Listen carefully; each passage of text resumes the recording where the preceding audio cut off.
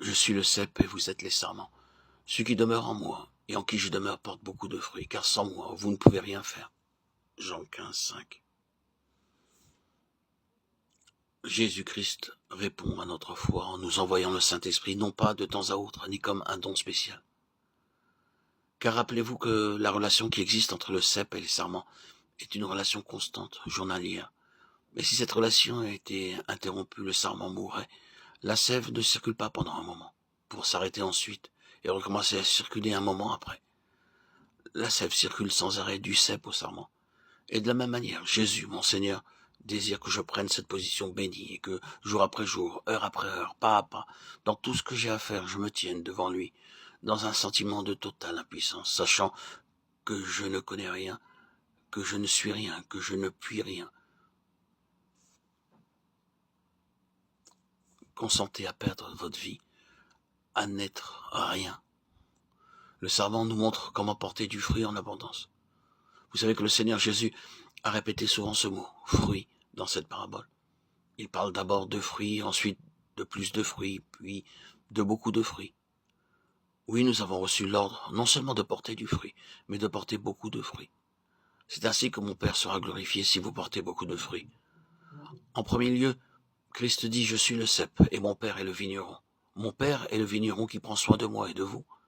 C'est lui qui veille sur les rapports entre Christ et les sarments du divin cep. Et c'est par la puissance de Dieu, à travers Christ, que nous portons du fruit. Vous savez que notre pays périt faute d'évangélistes, mais nous avons besoin que ceux qui travaillent à l'œuvre de Dieu aient une puissance nouvelle, une vie différente, et que nous puissions apporter aux autres une plus grande bénédiction. Enfants de Dieu, c'est à vous que je m'adresse. Vous savez quelle peine vous vous donnez pour un malade. Voici votre ami en danger de mort et rien ne peut rafraîchir cet ami, sauf quelques grappes de raisin. Et ce n'est pas la saison.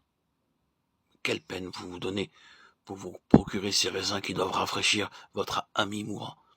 Et autour de vous, il y a des millions de gens qui ne vont jamais dans un lieu de culte, et bien d'autres qui vont à l'église, mais qui ne connaissent pas Jésus-Christ.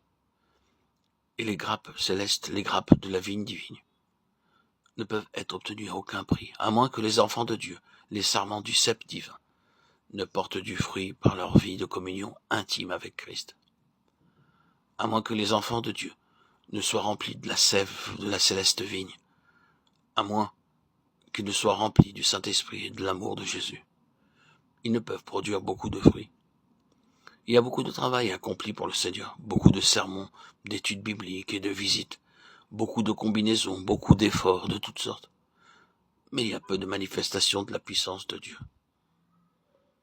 Ne confondez pas le travail et les fruits. Il peut y avoir un travail important accompli pour Christ, sans que ce travail soit le fruit du divin cep.